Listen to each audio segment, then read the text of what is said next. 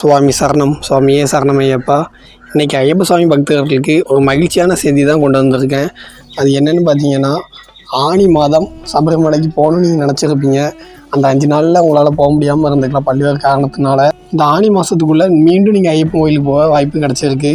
அது என்னென்னு பார்த்தீங்கன்னா, ஆனி 27, 28, 29 இங்கிலீஷுக்கு பார்த்தீங்கன்னா ஜூலை 11, 12, 13 இந்த தேதியில் சபரிமலை ஐயப்பன் கோயில் நடை திறக்கப்படுது. எதுக்காக திறக்கப்படுது பார்த்தீங்கன்னா, நான் ஏற்கனவே பதிவில் சொல்லியிருப்பேன், நவகிரகங்கள் சன்னதியை இப்போ கட்டிகிட்ருக்காங்கன்னு. இப்போ அந்த நவகிரக சன்னதியை பிரதிஷ்டை பண்ணி ஓப்பன் பண்ண போகிறாங்க. அதுக்காக சபரிமலையில் 11, 12, 13 ஜூலை இந்த தேதியில் சபரிமலை கோயில் நடை திறக்கப்படுது.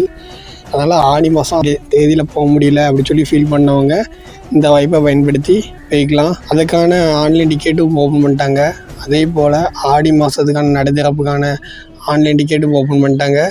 அந்த டேட்டு பார்த்திங்கன்னா ஆங்கிலத்துக்கு ஜூலை 16, 17, 18, 19, 20, 21 16லேருந்து 21 வரை சபரிமலை கோயில் நடந்து திறந்திருக்கும்.